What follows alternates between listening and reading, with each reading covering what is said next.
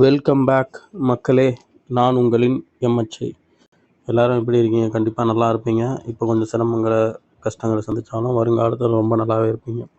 இன்றைக்கி நம்ம ஒரு முக்கியமான என்ன பதிவு பார்க்க போகிறோம் அப்படின்னா, மை வி த்ரீ ஆட்ஸ் உறுப்பினர்கள் மீது தான் கோபம். அதாவது கம்பெனிக்கு நம்ம உறுப்பினர்கள் மீது தான் கோபம். ஏன் அப்படி நான் இந்த தலைப்பு போட்டிருக்கேன் அப்படின்னா, ரீசெண்டாக வினோத் அஃபிஷியல் அப்படின்ற ஒரு யூடியூப் சேனல்லேருந்து போட்டிருக்காரு, என்னுடைய கோபம் மை வி த்ரீ ஆட்ஸ் கம்பெனியின் மீது தான் அப்படின்ட்டு. அதில் ஒரு நியாயமான ஒரு ஆதங்கம் தான். வெளிரங்கத்திலேருந்து யோசித்து பார்த்தா அந்த மாதிரி ஆதங்கம் நமக்கும் சில சமயம் வந்திருக்கு. சரிங்களா? அது நம்ம எல்லாருடைய யதார்த்தமான ஆதங்கம். என்ன ஆதங்கம் அப்படின்னா, கம்பெனியை இன்ச் பை இன்ச் அவங்க எடுக்க வேண்டிய அடுத்த மூமெண்ட்டை, அடுத்த நகர்வை எங்களுக்கு சொல்கிறது இல்லை. கம்பெனி வெப்சைட்டுன்னு இப்போ ரீசெண்டாக ஒன்று ஓப்பன் பண்ணால் அது எதுக்கு ஓப்பன் பண்ணாங்கன்னே தெரில. எம்டி ஃபோரம் சேனல் இருக்குது, அதில் வந்து சொல்லலாம். ஏன் எதுவுமே சொல்ல மாட்டாங்க? வேறு எந்தெந்த யூடியூப் சேனலே பார்த்து நாங்கள் தெரிஞ்சிக்க வேண்டியதாக இருக்குது அப்படின்ற வருத்தம் மை வி த்ரீ ஆட்ஸ் எல்லா மெம்பருக்கும் இருக்குது. அப்படி மெம்பர் இருக்கிறதுனால நிறைய பேர் அதன் மூலயமாவே மன உளைச்சல் ஆகிறாங்க. ஆனால் அதோடைய உண்மை காரணம் என்ன? எதனால் நிறுவனம் சைட்லேருந்து எந்த விதமான அப்டேட்டும் கொடுக்காமல் இருக்காங்க? கொடுக்க முடியாமல் இல்லை, எழுத்துப்பூர்வமாக கொடுக்க முடியும், வீடியோ மூலியமாக வேணால் கொடுக்க முடியாமல் இருக்கலாமே தவிர்த்து வெப்சைட்டில் எழுத்து மூலமாக தாராளமாக நிறுவனத்தினால் அப்டேட் கொடுக்க முடியும். ஆனால் ஏன் கொடுக்காமல் இருக்காங்க அப்படிங்கிறதுக்கான ப்ராப்பர் ரீசன், சரியான காரணத்தை நம்ம தெரிஞ்சிக்க வேண்டியது கட்டாய கடமை. இப்போ நல்லா நான் சொல்ல வர விஷயத்தை நல்லா மனசில் ஆழமாக பதிய வச்சுங்க. இப்போது நமக்கு எதிர்த்தரப்பினர் அந்த ஏஎஸ்விகே டீம் அவங்க கடந்த ஒரு வாரமாகவே லைவ்லலாம் எதுவும் வரலாமல் இருந்தாங்க. காரணம் என்னன்னு நம்முடைய உறுப்பினர்களே கேட்டுருந்தாங்க. ஏன் லைவே வரதில்லை, அவங்க என்னாச்சு, பேக்ரவுண்டில் ஏதாவது ஒர்க் பண்ணுறாங்களா அப்படின்ட்டு. ஸோ அவங்க அடுத்த கட்டமாக என்ன செய்ய போகிறாங்க அப்படிங்கிறது நம்முடைய நிறுவனத்துக்கு எதிராக யாருக்குமே எதுவுமே தெரியல. சரிங்களா? அவங்க எந்த அளவுக்கு மறைமுகமாக இருந்து என்னென்ன வேலையெல்லாம் செய்யணுமோ, அதாவது நான் நேற்றுடைய லைவில் கூட டீட்டெயிலாக சொல்லியிருப்பேன், பிள்ளைய கிள்ளி விட்டுட்டு தொட்டில் ஆட்டுற கதை. எம்டிக்கு பெயில் உறுதியாக கிடச்சிரும். அவங்களும் ஸ்ட்ராங்காக சொன்னாங்க, கண்டிப்பாக இந்த தடவை எம்டிக்கு பெயில் கிடச்சிரும்னு ஸ்ட்ராங்காக சொல்லிவிட்டு நம்ம சைடை ஆஃப் பண்ணி வச்சுட்டு, ஆனால் அது கிடைக்க விடாமல் தள்ளுறதுக்கு என்னென்ன வேலை பார்க்கணும்னு அது எல்லா வேலையும் பார்த்துருக்காங்க. இந்த விஷயத்திற்காக ஆக்சுவலாக நானுமே நிறைய விஷயங்களை திருத்திக்க வேண்டியது இருக்குது. ஏன்னா எம்டி சம்மந்தப்பட்ட கேஸ் சம்மந்தப்பட்ட இந்த ஹியரிங் டேட்டு நம்பர் எல்லாமே வந்தால் நானே நம்முடைய சேனலை ஓப்பனாக போட்டிருந்தேன். அதான் ஆரம்பத்தில் நான் ரொம்ப ஹைட் பண்ணி போட்டேன் ஸ்டார்டிங்கில். அதுக்கப்புறம் எல்லாருக்குமே எல்லா குரூப்லையுமே எல்லா யூடியூப்லேயுமே அது பப்ளிக்காக வர ஆரம்பித்ததுனால நானும் அதை ஹைட் பண்ணி போகிறதில்ல, பெருசாக அதை அப்படியே போட ஆரம்பிச்சிட்டேன். ஸோ இதுவே மிகப்பெரிய இப்போ நம்ம கம்பெனிக்கு நடந்த ரீசெண்ட் கேஸில் ட்ராபேக் ஆகிருக்கு, மிகப்பெரிய ஒரு பின்னடைவை சந்திச்சிருக்கு. இந்த தடவை நம்ம எம்டிக்கு பெயில் 99.9% கண்டிப்பாக கிடைக்க வேண்டிய விஷயம், கண்டிப்பாக கிடைச்சிருக்கணும். அதில் எந்த விதமான மாற்றமும் இல்லை.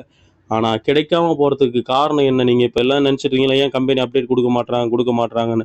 இப்படி கம்பெனி எந்த விதமான அஃபீஷியலாக அப்டேட் கொடுக்காமல் இருந்துமே இந்த எல்லா யூடியூப் சேனலும் இன்க்ளூடிங் மீ, நான் உட்பட எல்லாமே ஓப்பனாக மக்களுக்கு அடுத்தடுத்த மணி நேரத்தில் கம்பெனியில் என்ன நடக்க போகுது, என்ன ஸ்டெப் எடுத்து வச்சுட்டு இருக்காங்க.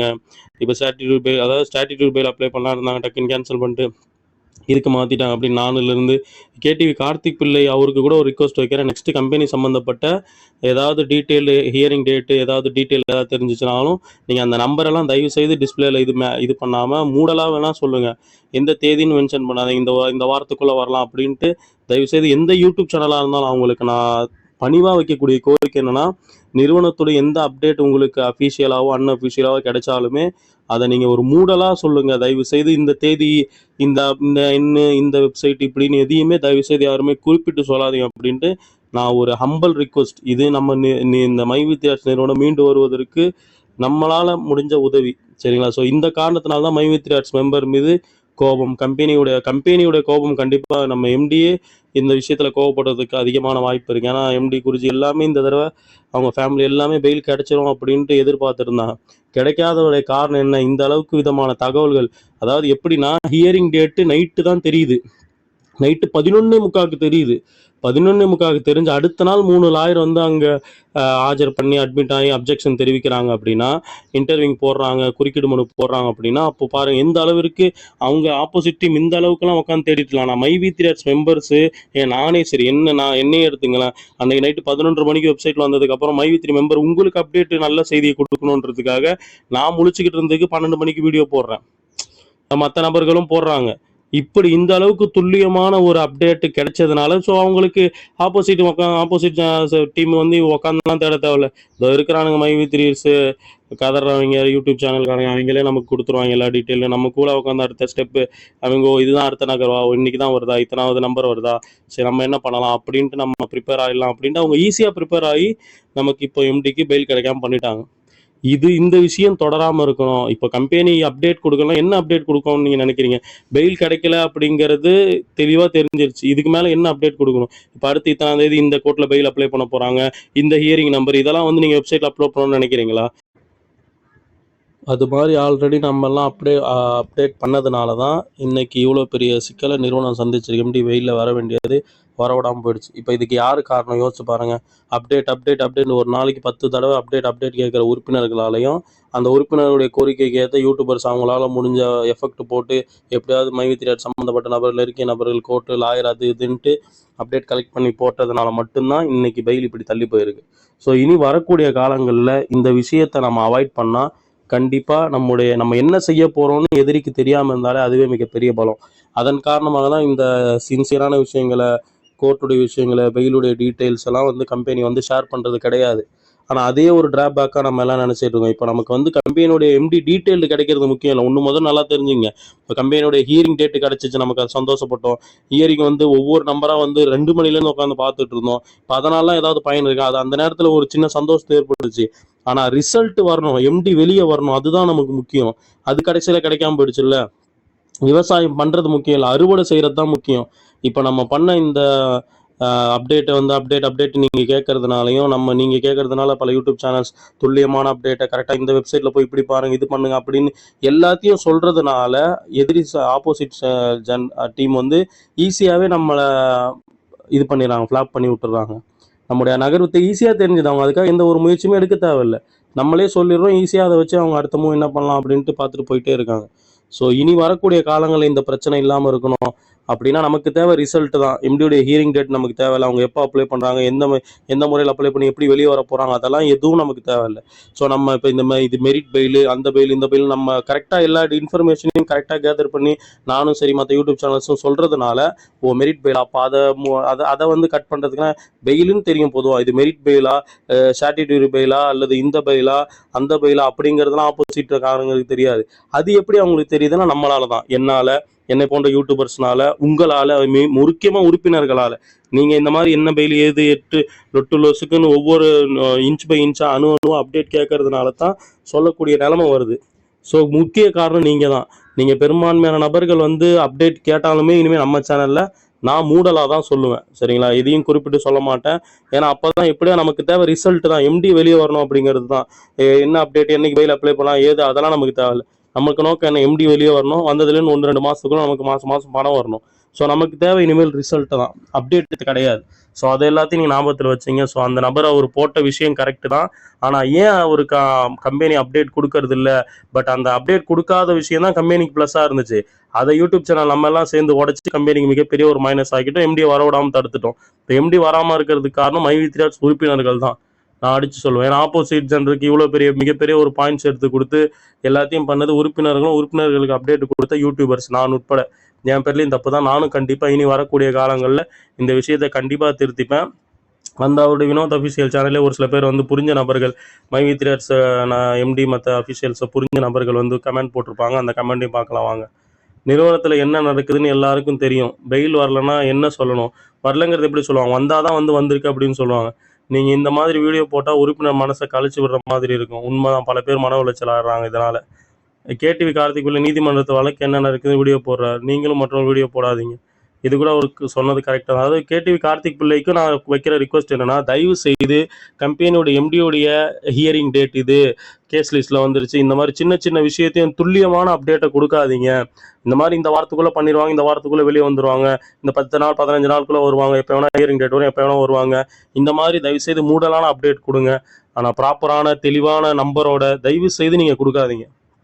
உங்களை நான் வேண்டி விரும்பி கேட்டுக்கிறேன். நிறுவனம் நல்லதுக்காக நீங்கள் உங்கள் ஜேர்னலிஸ்ட் தொழில் நல்லா தான் செய்கிறீங்க.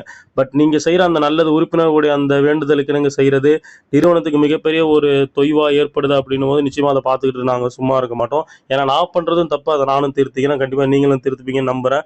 இந்த விஷயத்தை கேடிவி கார்த்திக் பிள்ளை சார்ட்ட யார்கிட்ட தொடர்பில் இருந்தீங்கன்னா கண்டிப்பாக அவருக்கு இன்ஃபார்ம் பண்ணுறேன். இனியும் அவருடைய அப்டேட்ஸ் வந்து கம்பெனியுடைய மற்ற விஷயங்கள் எல்லாம் ப்ராப்பராக ஒளிப்படையாக சொல்கிறாங்க. கம்பெனியுடைய என்ன ஹியரிங், என்ன பெயிலில், எந்த கோர்ட்டில் எப்படி அப்ளை பண்ணாங்கன்னுங்கிறதெல்லாம் வந்து சப்போஸ் அவங்க கீழ் கோர்ட்டில் அப்ளை பண்ணாலும் சுப்ரீம் கோர்ட்டில் அப்ளை பண்ணாலும் இந்த மாதிரி கோர்ட்டில் அப்ளை பண்ணியிருக்காங்க, பெயில் கிடச்சிரும், இந்த வாரத்துக்குள்ளே கிடச்சிரும், ஒரு 10 நாளுக்குள்ளே கிடச்சிரும் அப்படின்னு மூடலாக தயவு செய்து சொல்லுங்கள். அது கீழ் கோர்ட்டில் பண்ணியிருக்காங்க, இந்த தேதி பண்ணாங்க, இது இந்த தேதிக்குள்ளே இது ஃபில்லிங் ஆகிடும், இந்த தேதிக்குள்ளே ரிஜிஸ்டர் ஆகிடும், தயவு செய்து இந்த மாதிரி யாரும் சொல்லாதீங்க.